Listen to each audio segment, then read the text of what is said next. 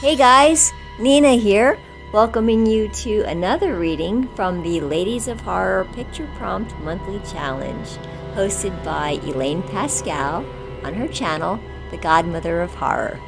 If you'd like to read along or read previously published pieces, please visit spreadingthewritersword.com or ladiesofhorror.com. In the meanwhile, enjoy the reading.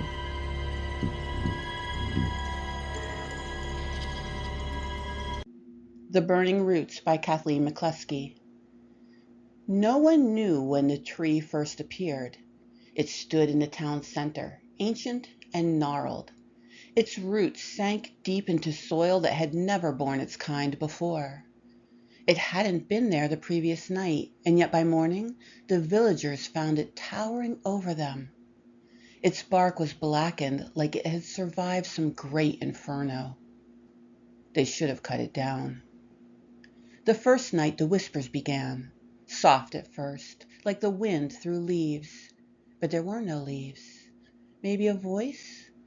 Soon it became clear that it was a voice, speaking in a language no one understood.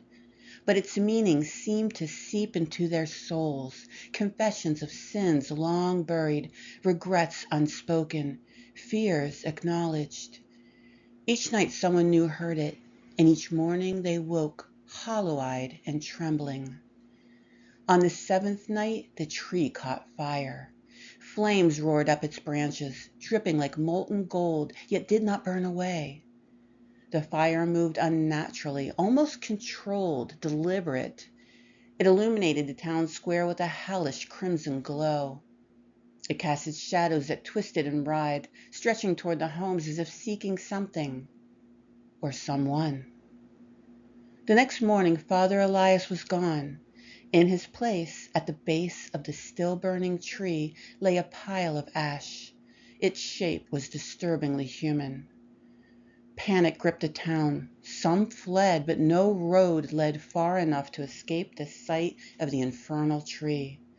Others prayed, but the church doors wouldn't open, their windows blackened from within.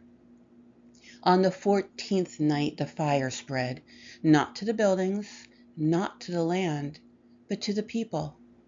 One by one the villagers were consumed from within. Their screams blended with the whispers in an eerie melody. Their bodies burned like candles, but they did not collapse. They moved even as they were burning. Their mouths were wrenched open with wails, both piercing and silent. Their eyes, black pits that bled embers, were soulless. They wandered the streets, their skin sloughing off in molten ribbons until the fire consumed them whole. But the final night, only one soul remained. Emma stood before the tree, barely breathing. The fire did not consume her, not yet. It licked at her feet, her fingers, tasting, deciding. She could hear them now inside the flames. She couldn't tell if they were begging her to stay or urging her to run. Then the flames shot out but did not consume her flesh. They slithered beneath it, burrowing, winding through her veins, stretching into her limbs. Her body convulsed as something inside of her cracked. Her fingers curled against her will, nails splitting. They began to mutate and stretch into black, charred bark. Her ribs pressed outward, growing, elongating towards the ground. She tried to scream, but her jaw locked, her throat tightened, her spine arched back with a sickening pop. The last thing she saw before the darkness swallowed her vision was the ground rushing up to meet her.